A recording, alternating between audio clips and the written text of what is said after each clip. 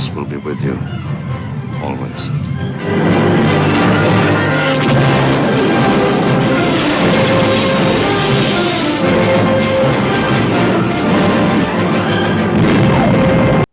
Yours truly, Brevin Thompson, is back, and may the 4th be with you.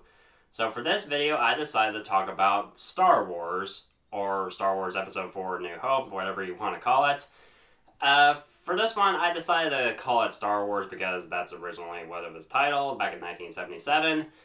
This film, since 1977, has become a pop culture phenomenon. It has inspired countless filmmakers. Many people regard it as one of the best films ever made. It started a humongous franchise that is still going on to this day.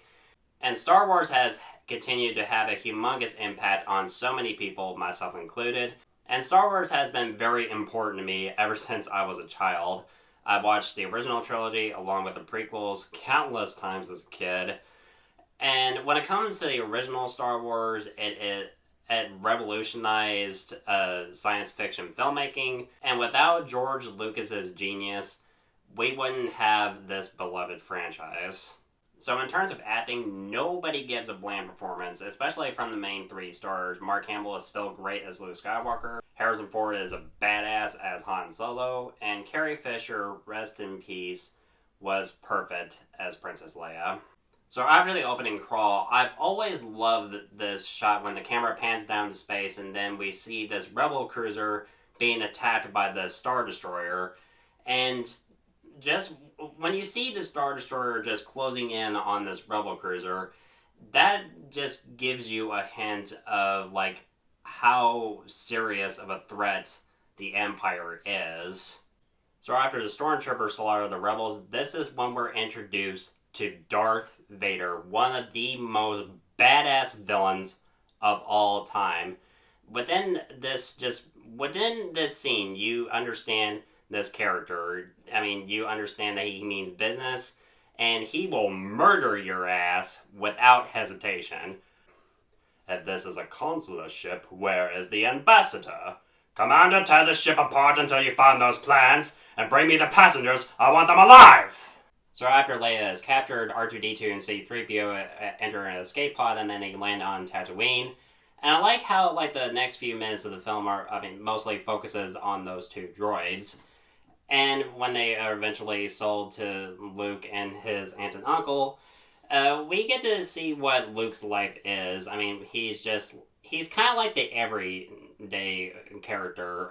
He's kind of like, he has a normal life, but he desires more. He desires adventure. And when it comes to the Binary Sunset scene, I've watched that scene countless times, and I never get bored with it. It's just Luke staring out into the sunset, just thinking about his future. And John Williams' beautiful score, I've always loved it. And speaking of John Williams' score for Star Wars, it remains my favorite film score of all time, and possibly my favorite score, period, because when you think of John Williams, Star Wars is the first thing that comes to your mind. And without John Williams' music, movies like Star Wars, Indiana Jones, E.T., Jurassic Park, Superman, Jaws, and Harry Potter just would not be the same. Because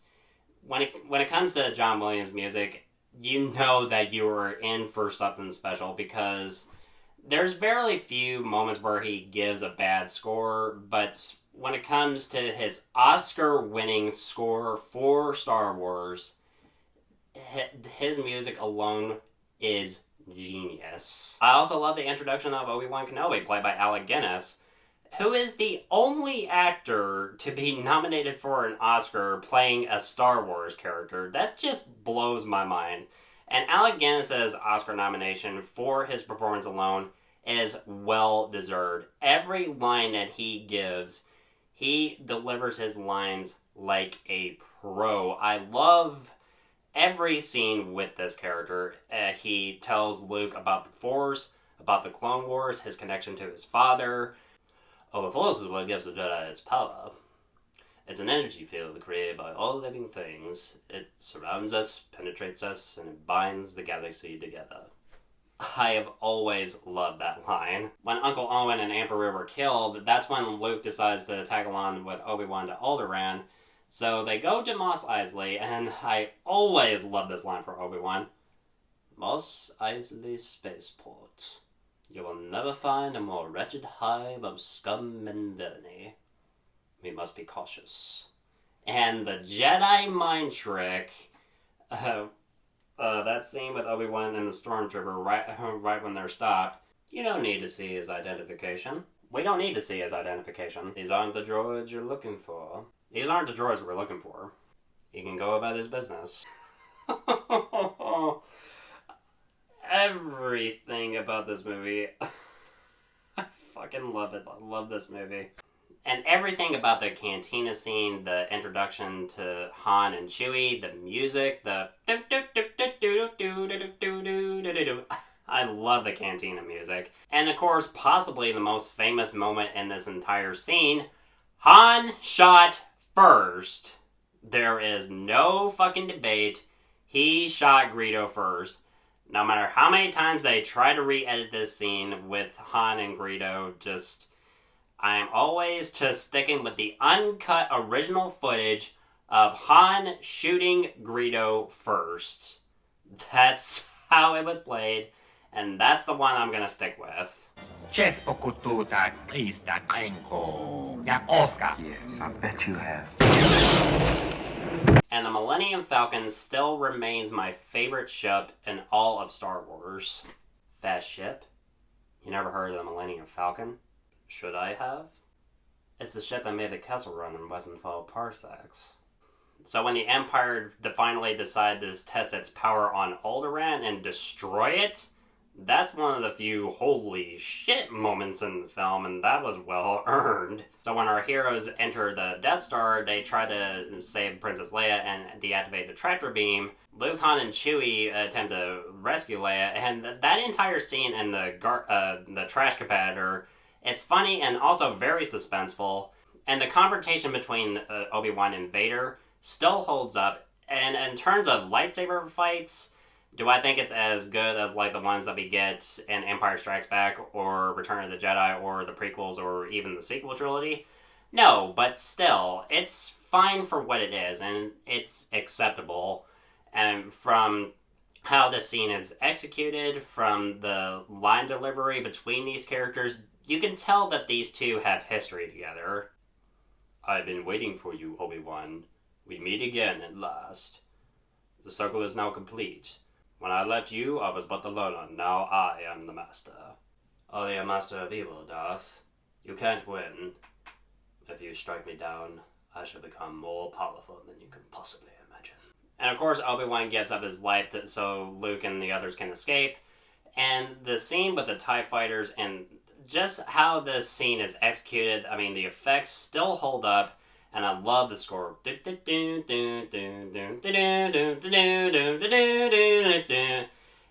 That is just so exciting. And the entire third act is sci-fi movie gold. With the X-Wings attacking the Death Star, and you have like TIE fighters coming in. And of course, when Luke goes down the trench to try to fire at the exhaust port so they can destroy the Death Star.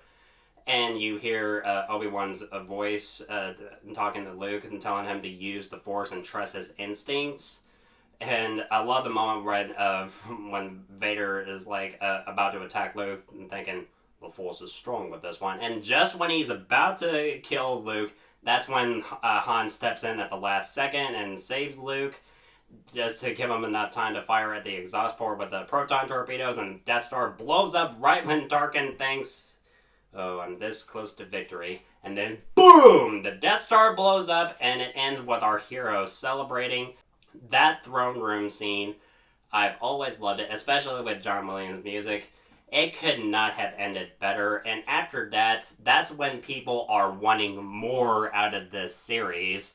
Because when it comes to a film franchise like Star Wars, like I said, it's important to so many people, especially those who love science fiction films.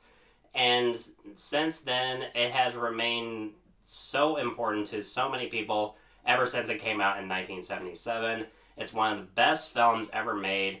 And if you have not, by any chance, checked out Star Wars, what is wrong with you? Go check it out as soon as you can. And of course, Star Wars deserves an A+.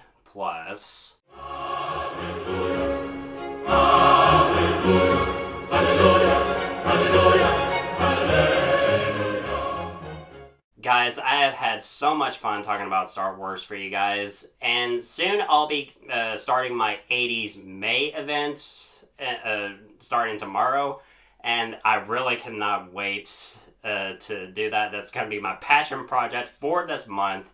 I'll be starting that right after I post my review for Star Wars, along with The Northman, which I've just recently seen. I love that film, and yeah, this is definitely going to be a whole lot of fun.